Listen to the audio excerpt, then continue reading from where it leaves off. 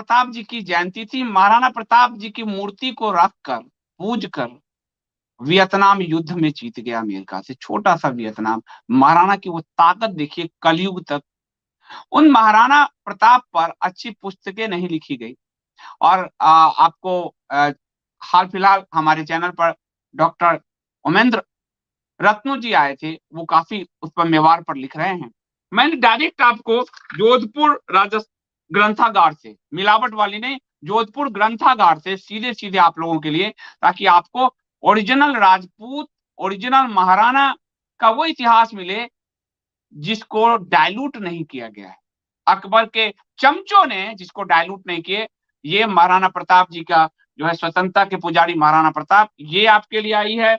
राजपूतों की पूरी वंशावली जोधपुर से मंगवाई गई है, इसलिए वह उन्हीं लोगों द्वारा छापी हुई मंगवा रही है, और सारे रेफरेंस के साथ। ये नहीं कि आपको की कहानी बताई जाएगी, रेफरेंस के साथ।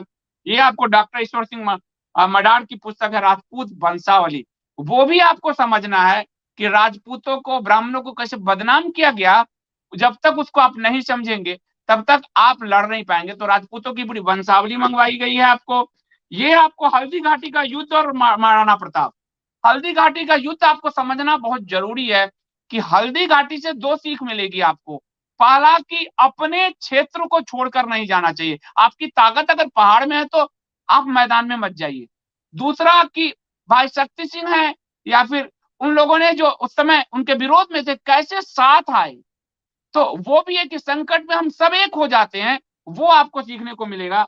फिर प्रताप राज्य का पूरा इतिहास जो है आपको उपलब्ध कराया जा रहा है।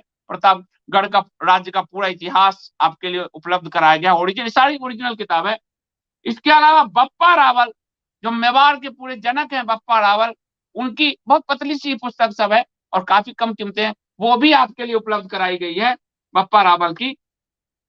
और साथ साथ जिस तरह से आप लोगों को हिंदू धर्म को और परिवार को तोड़ने के लिए काम हो रहा है, जिस तरह से वेब सीरीज के जरिए, तो हिंदू विवाह के संस्कार भी उपलब्ध कराए गए हैं, ताकि मेरा शुरू से जो आप लोगों को जोड़ देता रहा हूं, परिवार महत्वपूर्ण है। तो हिंदू, आप जब तक हिंदू थॉट यानी सनातन थॉट अपने अंदर, आपके व्यवहार में, आपके परिवार में, आपके विचार में नहीं आएंगे, तब तक हम नहीं लड़ सकते। सिर्फ पॉलिटिकल लड़ाई ये नहीं है, कल ही बताया था, ये कल्चरल लड़ाई है और इसे हमें जीतना है। और कल्चरल लड़ाई के लिए ज्ञान सर्वोच्च मार्ग है। ज्ञान, शस्त्र और शास्त्र, भुजा का बल और मस्तिष्क की शक्ति। तो ये पूरा जो है सीरीज आपके लिए मंगवाया गया है जोधपुर से। आप लोग चाहें तो कपोत.in से इसे ले सकते हैं। और सबसे बड़ी बात है कि यहाँ जो पुस्तकें हैं, ये मैं नहीं कहता कि 100% आपको शुद्ध कहीं अभी नहीं मिलेगी, लेकिन मैं उसको पढ़ के रिकमेंड करता हूँ। पहले मैं पढ़ता हूँ तो आपको शुद्धतम रूप देने का प्रयास है, ताकि मिलावट बहुत पढ़ चुके हमारे बच्चे, मिलावट हम आप भी पढ़ चुके, उससे जितना बचेंगे। और इसीलिए मैं स्वयं लिखने की जगह जो अच्छे अच्छे रेयर्स बुक हैं और जो लिखे गए हैं उनको पढ़ के आपके लिए रिकमेंड करता जा रहा हूँ, ताकि लिखने में जो मेरा 3 साल जाता है, 4 साल, उस तक आपको, आपके अंदर ज्ञान की वो ज्योति जग जाए। मैं फिर लिखूंगा, ऐसा नहीं पूरा कहानी कम्युनिस्ट की दोनों पार्ट पूरा करना है, राजयोगी का पूरा पार्ट पूरा करना है मुझे, और भी पुस्तकें हैं तो मैं लिखूंगा, परंतु जो लिखी हुई है वो आप तक पहुंचाऊं, क्योंकि वो नहीं मिलती। और उसके लिए लगातार मेरा प्रयास है। मैं उन पब्लिशरों से मिल रहा हूं, उनके साथ जो है पूरी टीम काम कर रही है उसके लिए।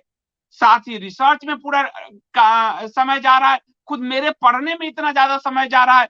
तो मेरा प्रयास है कि आपके पास बिल्कुल जो सुबह सुबह ओस की जो बूंद गिरी होती है उस गुलाब की पंखुड़ियों में, उस तरह की ताजगी के साथ आपके पास वो ज्ञान जाए, मिलावट थोड़ा कम हो, तो फिर हम ये लंबी लड़ाई जीत सकते हैं। ये लड़ाई मिनिमम 20-25 साल, 50 साल का एक टारगेट लेकर चलिए। वो 500 साल का टारगेट लेकर चले थे, हम 5 साल बाद के टारगेट में भुलक्कर हो जाते हैं। 5 साल बस चुनाव चुनाव चुनाव, ये टारगेट होता है। नहीं, 50 साल का टारगेट रखिएगा, तब आपको डरने की जरूरत नहीं आएगी। जो आएगा वो हिंदू ही आएगा, सीधी सी बात है। आज इजराइल ने क्या पोजीशन कर दिया, जो भी सत्ता में बैठेगा वो राष्ट्रवादी ही होगा। वो अरब की धुनाई करेगा ही करेगा, वो फिलिस्तीन की धुनाई करेगा ही करेगा। तो वो पोजीशन पैदा करिए कि जो आएगा वो राष्ट्रवादी और हिंदुत्व और हिंदू धर्म की बात करने वाला ही आएगा। इसलिए पार्टी और व्यक्ति से फोकस की जगह हिंदू समाज पे फोकस कीजिएगा, तो हर पार्टी रो के हिंदू तो मानेगा ही और हिंदू धर्म पे आएगा ही, उसके पास कोई चारा ही हम नहीं छोड़ेंगे।